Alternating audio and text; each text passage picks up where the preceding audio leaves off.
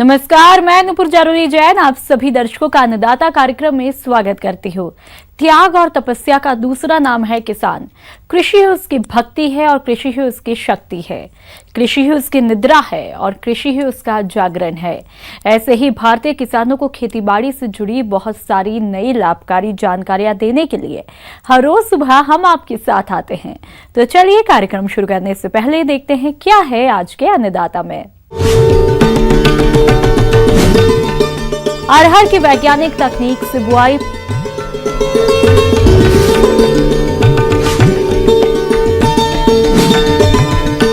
औषधीय फसल शतावार की खेती के महत्व और लाभ पर जानकारी।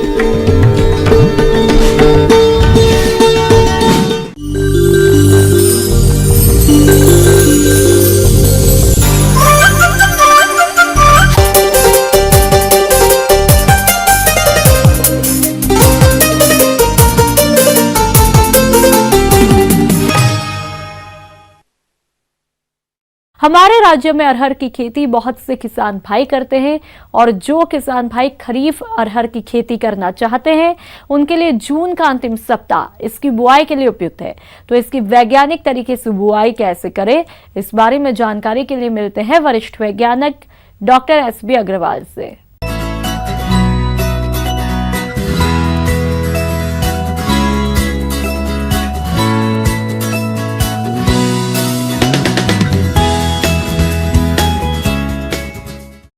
इस खरीफ मौसम की दलहनी फसलों में अरहर, जिसको तुअर भी कहते हैं, और ये दाल के रूप में उगाई जाने वाली सबसे महत्वपूर्ण फसल है, जिसका हमें भरपूर उत्पादन लेने के लिए हमारे किसान भाइयों को ऐसी तकनीकी अपनाना होगी जिससे लागत कम हो और उत्पादन में वृद्धि हो, जिससे किसान अपने आप में समृद्ध बन सके।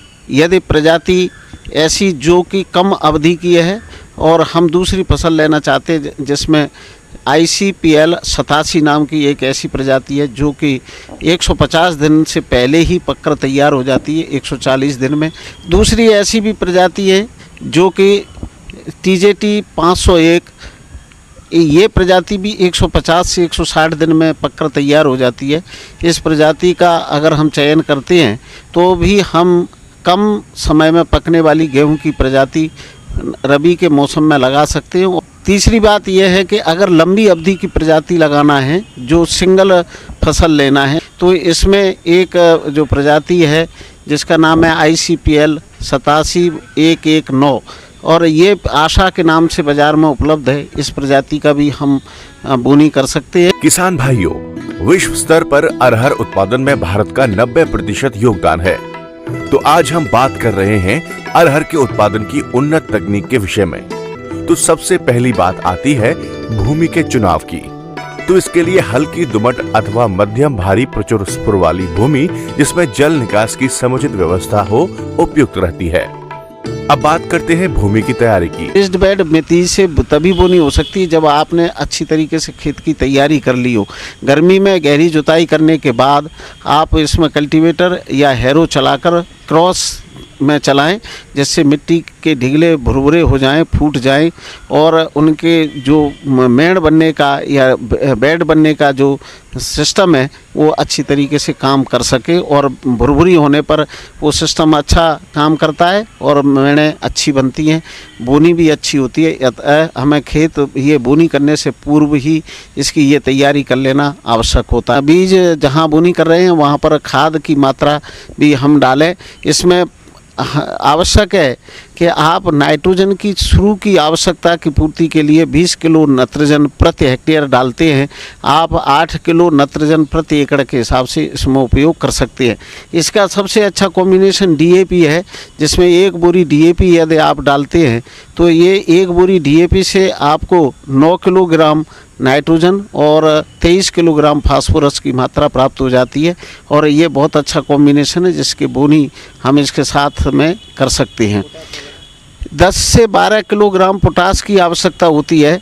जहाँ पर सल्फ़र की कमी है तो हमें सल्फ़र भी इसमें प्रति एकड़ के हिसाब से 10 किलो से 12 किलोग्राम डालना पर्याप्त होता है। पर बोनी के लिए ध्यान रखें कि यदि हमें सामान्य तौर से जहाँ कहीं खेत सीड ड्रिल से बोनी करना है तब 8 से 10 किलोग्राम प्रति किलो एकड़ के हिसाब से बीज की आवश्यकता होती है।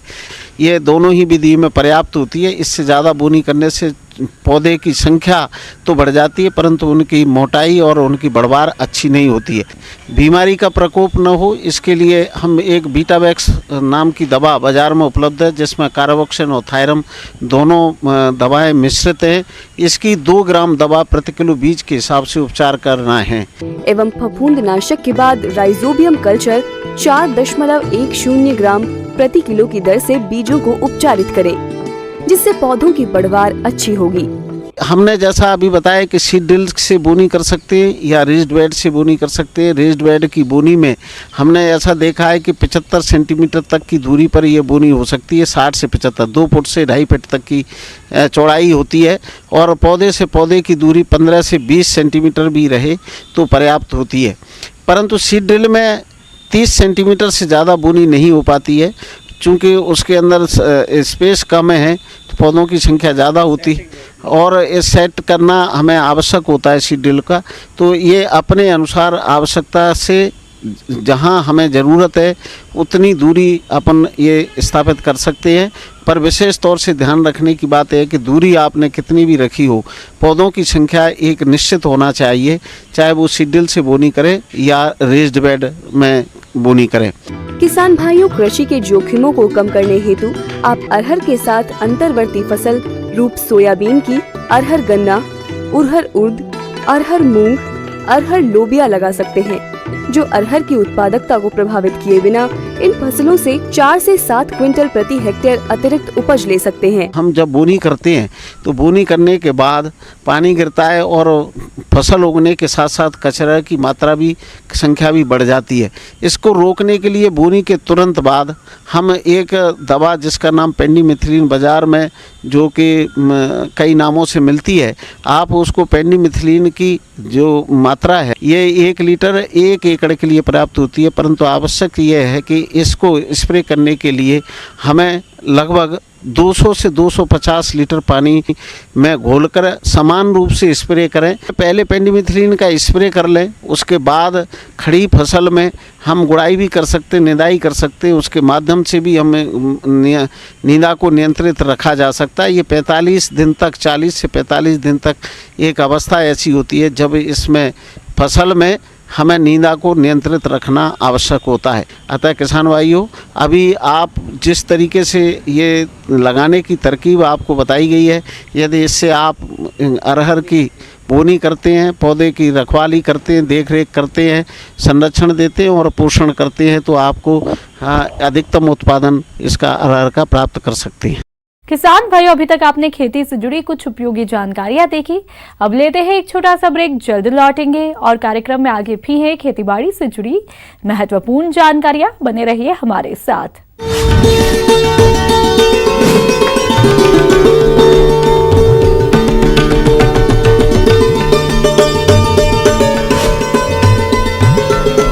आउटडोर हुआ बेकार, टीवी ही दे रहा है विज्ञापन को तेज रफ्तार।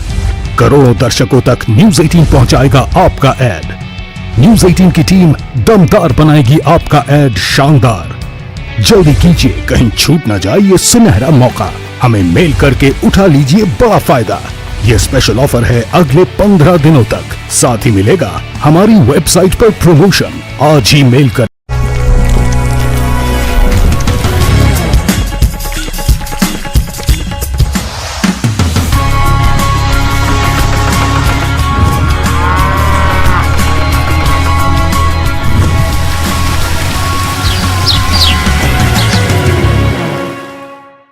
ब्रेक के बाद आप सभी दर्शकों का अन्नदाता में स्वागत है। चलिए अब रुख करते हैं अगली कड़ी की तरफ।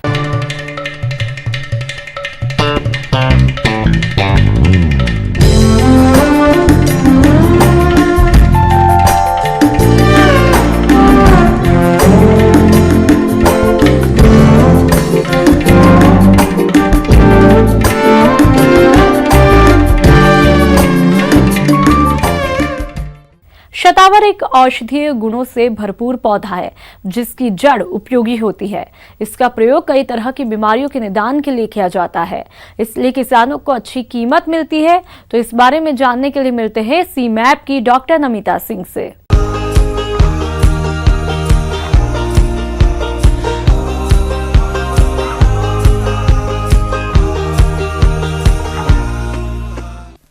किसान भाइयों, आइए पहले सतावर के उपयोग के बारे में जान लें। तो सतावर का प्रयोग भूख न लगने, पाचन सुधारने, मानसिक तनाव में राहत और दुधारू पशुओं में दूध बढ़ाने के लिए किया जाता है। सतावर के जड़ों की ऊपरी छिलके को हटाने पर सफेद दूधिया गद्देदार जड़ प्राप्त होती है, जिसको सुखाने के बाद पीसकर सतावर का चूर्ण बनाया जाता है। इसका 2 से 3 ग्राम चूर्ण प्रतिदिन गर्म दूध के साथ सेवन करने से गैस की परेशानी नहीं होती है। इसके अतिरिक्त यह बहुत से रोगों के निदान में उपयोगी है। सतावर एक औषधि द्विवर्षीय पौधा है। इसकी जलवायु जो होती है वो गर्म जलवायु होनी चाहिए जो है, यानी कि उष्ण या उपोष्ण जलवायु होना चाहिए, और जो मिट्टी होती है वो दोमट, बलुई, भुरभुरी मिट्टी होनी चाहिए। सीमैप में इसकी प्रमुख 2 किस्में जो है इस समय अवेलेबल है। पहला जो है वो सिम शक्ति है और दूसरी जो है पीली सतावर के नाम से जानी जाती है, जो कि बहुत ही उन्नत किस्म की यहाँ पे सतावर की वैरायटी है, सिम सुनहरी नाम से। और इसमें इसका उत्पादन भी इसके जड़ों का काफ़ी ज़्यादा है। इसकी खेती के लिए सबसे पहले जो है 4 से 5 किलोग्राम बीज की आवश्यकता होती है पर हेक्टेयर जो है, और मई माह में इसका जो है नर्सरी पड़ती है। इसके बाद 60 से 90 दिनों के अंतराल पे, यानी जुलाई अगस्त के माह में इसका जो है पौधरोपण किया जाता है। नर्सरी तैयार करने के बाद जो अंतिम जुताई हम रोपण से पहले करते हैं, उसमें 20 से 25 टन हमें जो है गोबर वाली खाद की आवश्यकता होती है, वो हमें अपने खेतों में डलवा देना चाहिए। उसके बाद जो है 80 किलोग्राम नाइट्रोजन यानी यूरिया और 80 किलोग्राम फास्फोरस तथा 120 किलोग्राम जो है पोटास की आवश्यकता होती है प्रति वर्ष पर हेक्टेयर के हिसाब से। किसान भाइयों, यूरिया की 80 किलोग्राम मात्रा और अन्य उर्वरकों की पूरी मात्रा रोपाई के समय दें। इसके अतिरिक्त शेष 130 किलोग्राम यूरिया का प्रयोग खड़ी फसल में 2 बार करें। किसान भाइयों, सतावर की खेती के लिए प्रति हेक्टेयर में लगभग 75,000 स्लिप की आवश्यकता पड़ती है। पौधरोपण 60 बाई 60 सेंटीमीटर की दूरी पे होनी चाहिए। जी, गर्मियों में इसमें 20 से 25 दिन के अंतराल पे सिंचाई देनी चाहिए, और सर्दियों में 1 से 1.5 माह के अंतराल पे इसमें सिंचाई देनी चाहिए। जिस सतावर की सबसे जो अहम इसका हिस्सा होता है वो जड़ ही होती है, और जड़ का जो है बहुत सारे औषधि रसायनों में इसका उपयोग किया जाता है। तो इसके जड़ को जब 18 से 24 माह बाद हम इसकी खुदाई करते हैं, तो इसकी जड़ों को जो है साफ करके और इसको जो है उबलते हुए पानी में 40 से 50 मिनट के लिए जो है उबाला जाता है। उसके बाद उनको छील कर जो है धूप में जो है 6 से 7 दिनों तक सुखाया जाता है खुली धूप में। इसमें 3.5 से 4 लाख रुपए जो है लागत लग जाती है, और इसके बाद अगर मुनाफे की बात करते हैं तो 7 से 8 लाख रुपए मुनाफा हमको प्राप्त होता है। शुद्ध मुनाफा हमें इसमें 4 से 5 लाख रुपए तक होता है। 3.5 से 4 लाख हमारी लागत निकल जाती है। आगे और भी है खेतीबाड़ी से जुड़ी बहुत सारी रोचक जानकारियां, पर यहाँ पर रुकेंगे एक और ब्रेक के लिए। बाद एक बार फिर से आप सभी दर्शकों का अन्नदाता में स्वागत है। बढ़ते हैं अगली प्रस्तुति की तरफ।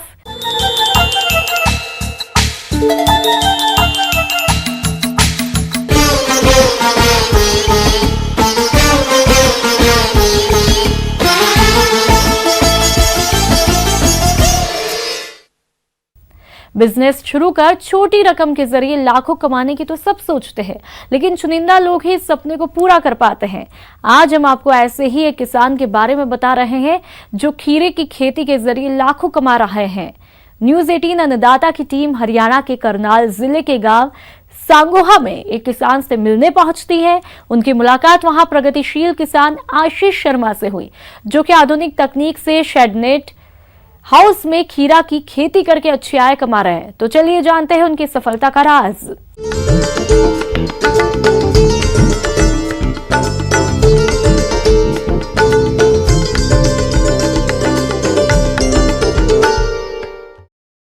सभी लोगों का सपना होता है कि छोटी सी इन्वेस्टमेंट कर मोटी रकम कमाई जाए। आमतौर पर लोग विभिन्न प्रकार के बिजनेस करके मोटी रकम कमा रहे हैं। यदि आप किसान हैं, तो आप भी खेती में कम लागत लगाकर मोटी रकम कमा सकते हैं। इसके लिए बस आपको अपने खेत में खीरे की खेती करनी होगी। इसीलिए आज हम आपको हरियाणा राज्य करनाल जिले के सांगोहा में रहने वाले प्रगतिशील किसान आशीष शर्मा से मिलवाने वाले हैं, जो बैंक मैनेजर की नौकरी छोड़कर खीरे की खेती करके अच्छी कमाई कर रहे हैं। मैं पहले बैंक में जॉब करता था, 10 साल मैंने बैंक में नौकरी करी एज ए ब्रांच मैनेजर। और बट मेरा खेती में रुचि थी, किसानों से मिलना होता था बैंक में भी और अपने गांव में भी, तो मेरा रुझान खेती की तरफ बढ़ता गया। तो फाइनली मैंने बैंक की जॉब छोड़ के खेती शुरू की, नेट हाउस लगाया, प्रोटेक्टेड कल्टीवेशन। साइज जो नेट का स्ट्रक्चर है 3600 स्क्वायर मीटर का है, जो कि करीब 1 एकड़ होता है। इसमें नेट हाउस स्ट्रक्चर बनाया गया, गवर्नमेंट की सपोर्ट काफ़ी रहती है। मैंने इसमें एक एग्रोनॉमिस्ट भी हायर किया हुआ है, जिस कंपनी से लगाया था उन्होंने मुझे एग्रोनॉमिस्ट की सर्विस दी है। वो टाइम टू टाइम विजिट करते हैं, शेड्यूल देते हैं जो मैं चला रहा हूँ। और एक और बात, मैं फार्मिंग में आया बैंकिंग छोड़ के, तो पहले मैंने ट्रेनिंग ली 2 जगह। मैंने इंडो इजराइल में ट्रेनिंग करी, HTI ऊंचाई ट्रेनिंग करी। सीखने के बाद अभी भी लर्निंग एक्सपीरियंस है, क्योंकि I am new in farming, तो अभी सीख ही रहा हूँ। बट जो थोड़ा बहुत सीखा है थ्योरेटिकल, उसको मैं अभी आजमा रहा हूँ और टाइम बाय टाइम सीख रहा हूँ और यील्ड ले रहा हूँ।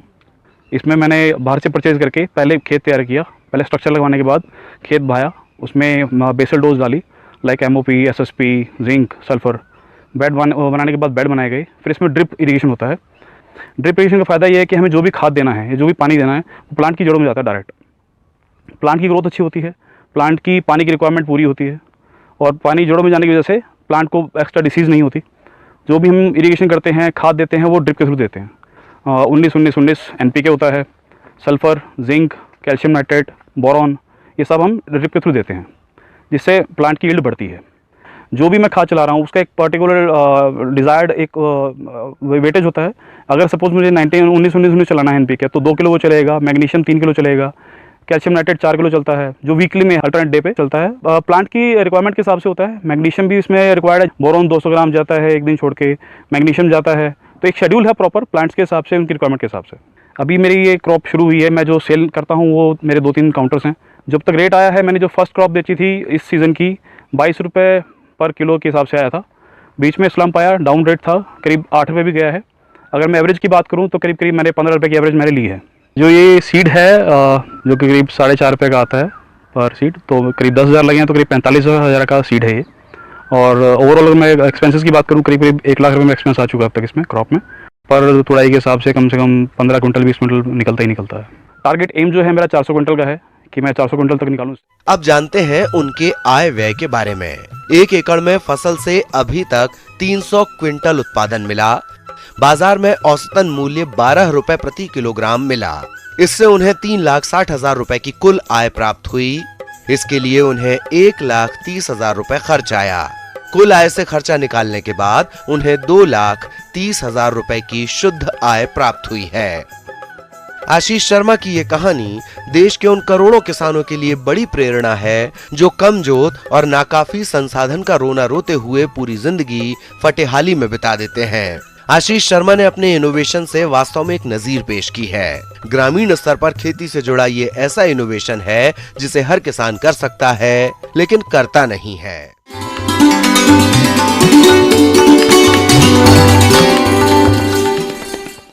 अन्नदाता हेल्पलाइन निःशुल्क फोन संपर्क सेवा के माध्यम से आपके द्वारा पूछे गए प्रश्नों में से 1 या 2 महत्वपूर्ण प्रश्नों को हम अपने कार्यक्रम में शामिल करते हैं, और इसी के तहत आज का चयनित प्रश्न और उसका जवाब इस प्रकार है।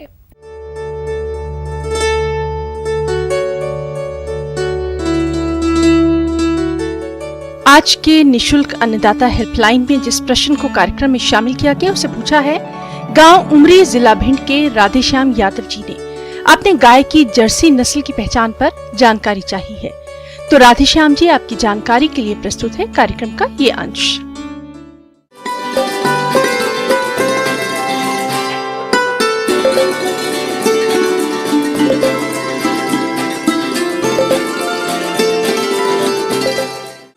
भारतीय संस्कृति में गाय का बहुत ही ऊंचा स्थान है। प्राचीन काल से ही ये भारत की अर्थव्यवस्था की रीढ़ रही है। आजकल भारत में विदेशी गाय बहुत ही लोकप्रिय हो रही है। वैसे तो भारत में कई नस्ल की गायें देखने को मिलती हैं, और इन्हीं नस्लों में जर्सी गाय भी एक है।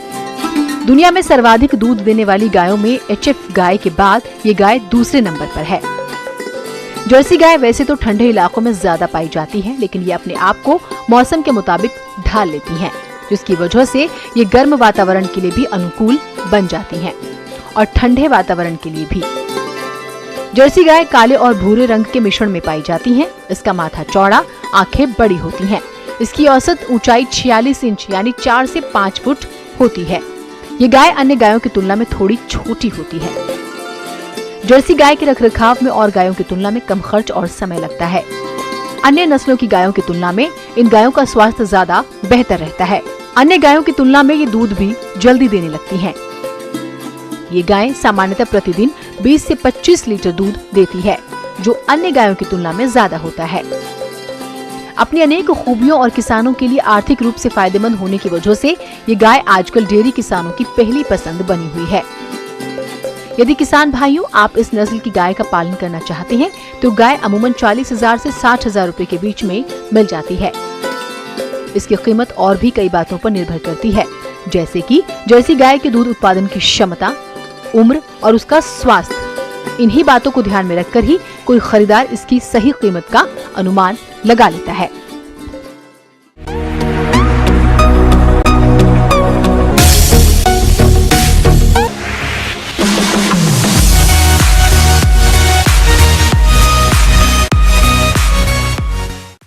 आइए अब एक नजर डालते हैं राज्य के कुछ चुनी हुई मंडियों के प्रमुख फसलों के बाजार भाव पर।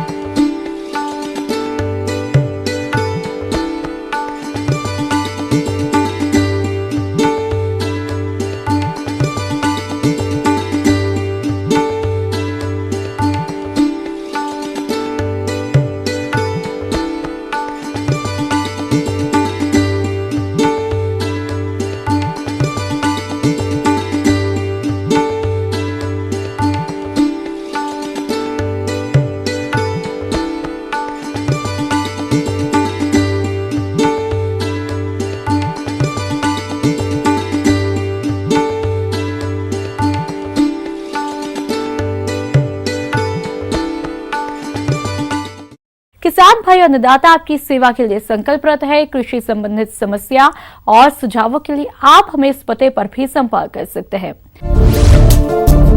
प्रोड्यूसर अन्नदाता news 18 Madhya Pradesh Chhattisgarh, Ramoji film city Hyderabad 501512। साथ ही आप हमें ईमेल भी कर सकते हैं। हमारा ईमेल है p18annadatamp@nw18.com। इसके अतिरिक्त आप हमें निःशुल्क हेल्पलाइन नंबर 180041921555 पर सोमवार से शनिवार सुबह 10 से शाम 4 बजे के बीच संपर्क कर सकते हैं। किसान भाई अब समय हो रहा है आपसे विदा लेने का, तो हमारी अन्नदाता टीम को दीजिए इजाजत। कल फिर आपसे मुलाकात होगी कृषि संबंधित कुछ और महत्वपूर्ण जानकारियों के साथ। नमस्कार।